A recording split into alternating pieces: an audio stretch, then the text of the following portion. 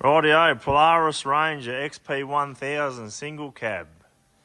Got an interior and roof brace, simply just push it up in there, get it centered, mark all your holes,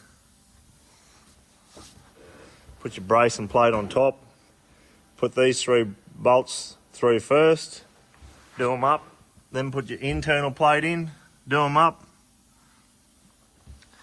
Silicon, glue your bracing plate, Deutsch plug bracing plate down with your 250mm plate. Dome head nuts with washers. And then run your cable gland through with your wires, seal it up. Dab a bit of nail polish around the top of the cable gland to make sure it seals. And then we're going to run the 6mm twin core wire across the driver's side, down the front pillar. And we simply just pulled out this bottom piece, just a few bolts. And once you get it down, you can go underneath here, clear of everything, and then come through here. And then we just got to put our midi fuse mount in here and hook the power and earth up. Alright guys, you'll have to excuse the noise, but when you put this back in, just take your time, get it all sitting right before you do any screws up. And put those pins in first before you do any screws up. So make sure the stereo is clipped in properly. Put your two pins in and then put your screws in. Very simple if you take your time and you get it right. So you just undo the screws, undo the pins, and it pops out. And same when you go put it back in, just do the pins first.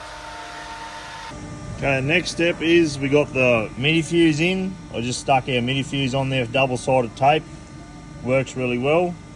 Got the midi fuse in a good spot where water can't run down the wires and water can sit in there. They're the best fuses that we know of. They sit in the engine bay.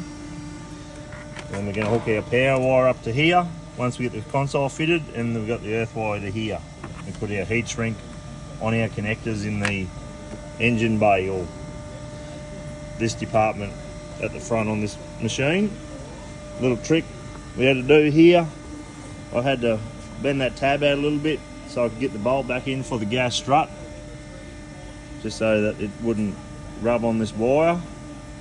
It's a tight fit, and I had to put a different nut in there because the nylock nut was too big. So we got that in, simply went up along the top, zippy tied it under there, come together really well. I poke the wires through the hole in the centre. Next we're going to hook all the wires up to the console, and when you receive your console it'll be all stickered and labelled. So your spotlight wire plugs onto there, onto the relay, your DC converter wire plugs into this female connector, your battery positive hooks onto the isolation switch in an M10 socket, and your earth wire, all your earth wires I should say, go on this stainless steel bolt. You'll need a M8 spanner. So we're going to hook it up, and then you can plug your light in on the roof and test everything before you bolt it in and make sure everything's working. Okay, so I just took the center plate out of the console, that round piece, and I just got a bit of wire and I tied it up hanging so that the pressure isn't on the wires. I've got all the wires hooked up, done up tight, made sure the earth bolt's tight, the isolation switch power wire's tight, and then I jumped on the roof and I tested everything. So you can hook your thermal up or a set of ear pods to make sure it's charging. So it should be powering your thermal when you turn the isolator switch on. And just make sure everything's working before you bolt it all in. You can use a test light too if you want, but whichever way you want to go.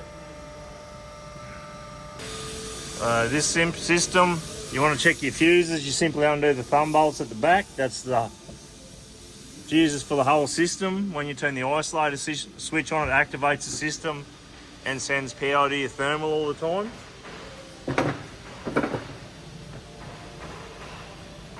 And then you got your interior light switch, you got a spare switch if you want to run some work lights off it. And then this switch runs your spotlight, or this one does. Handle comes off, light comes off, plug and play. Rightio, so we've got everything bolted in, ready to go.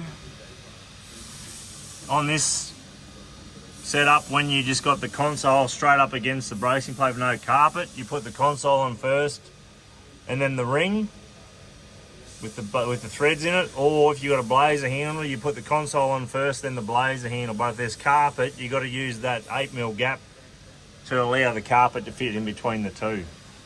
So in this case, you're just straight up against the roof. It's all very solid, all wired up, everything works.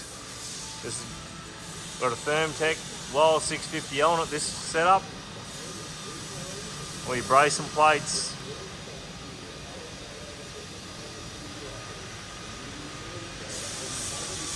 Ready to go. So that's the kit you can get by, guys. This is extreme high quality gear, designed to be a one-off purchase, so it'll last you a lifetime, backed by the reliability from our experience in the field.